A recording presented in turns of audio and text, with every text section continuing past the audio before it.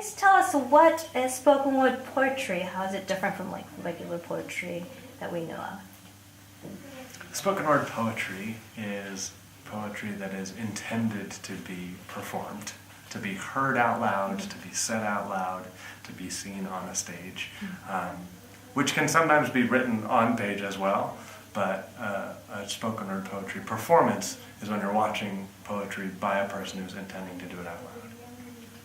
Yes, Sarah? I like to tell people that a spoken word poem is a poem that doesn't want to just stay on a piece of paper, that there's something about it that demands to be witnessed in person. And the most exciting examples of spoken word poetry I have seen is when, as an audience member, as you're watching a poem being performed, there's some part of you that's like, I had to see this, I had to be here in order to get the full meaning of this poem. That if I were to read this transcribed on a piece of paper, I would be missing part of it because this is where the poem really lives. And what do you like so much about the spoken word poetry? I love being in the room with an audience. To write a poem on a piece of paper and then put it out into the world is also really exciting and also something we both do. But to be able to be there and have the immediate feedback of a room, to be changing the way you perform a poem depending on how they're reacting, depending on how you're feeling that day, is really challenging and also really exciting. That's what we're watching. I think that as a writer, having a live audience is a really wonderful editing tool.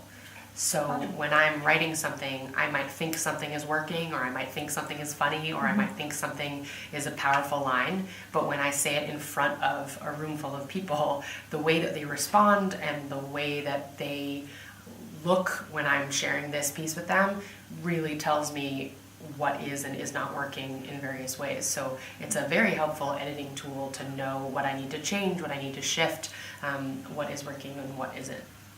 And there is another level of excitement when you get to share something you've written with a room full of people. It feels very alive. And I think that's something we both like a lot. And it keeps it new also, because we perform for a lot of different types of audiences. So performing for a room full of kindergartners feels different than performing in a dive bar, which feels different than performing in a conference, which feels, so having lots of different audiences keeps the poem fresh for you as the artist. Is it allows us to discover different parts of the poem that mean different things to different groups of people, which is a nice way of rediscovering your own work.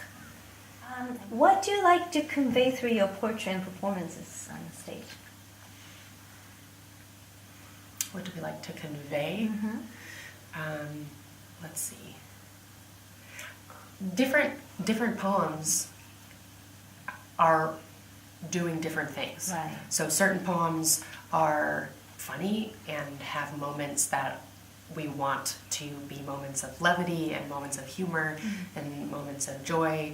There are poems that I have where there's a plot twist and everyone goes, whoa, or gasps, and that's a fun thing to play with.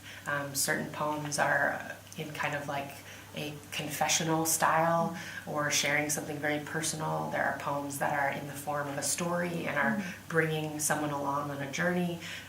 Different poems kind of work in different ways and work differently in different rooms. So it's hard to say what our poems as a group are trying to convey, but there's certainly lots of different things that we're trying to juggle and play with and try out with an audience when we perform. Thank you. What about you? I think, or I should say, I hope when someone comes to see us perform that they feel a whole spectrum of emotions, the same that they might feel in their own lives in ways that feel authentic. So moments where they get to laugh, and moments where they might feel sad, and moments when they might reflect, and feel like, wow, I had so many different parts of me that were activated in that 1 hour or that hour and a half. That's what would be really satisfying to me.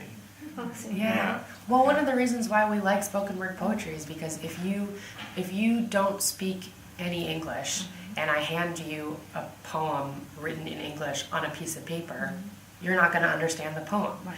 But if you only speak a little bit of English, but you get to see someone perform a poem, there's so much more that we're using to communicate beyond just the words. We're using our faces, and we're using our voices and our bodies and our tone and our hand gestures, and it gives someone much more of an opportunity to understand at least some of what is being communicated, much more so than I think having the limited access to words on paper. Definitely. I wanted to ask, since you half Japanese and half Jewish, it doesn't have those two nationalities, but being, having two different backgrounds, how that influenced or helped you as a poet, or even helping people around the world to become poets? Well, I would say a big part of being a writer is being an observer, is being someone who can watch and notice and keep track of what you see. And it doesn't necessarily mean that all writers are outsiders, but I think many writers feel outside of situations because they take on the role of being an observer.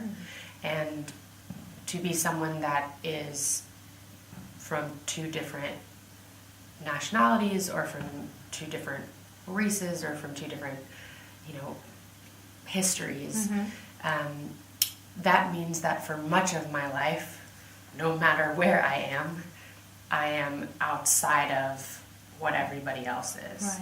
And so I think, whether for better or for worse, that set me up to be someone that is always watching and paying attention and observing, which is related to the way that I write, I think.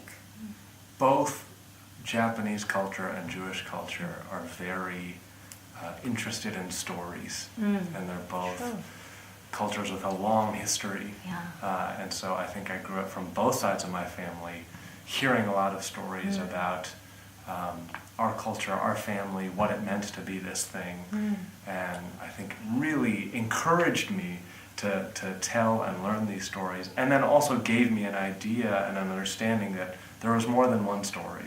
I think by having two sides of family and two versions of all these different stories was really helpful when becoming a writer, to understand that there are a lot of different ways to look at one thing, and it's been really wonderful and useful.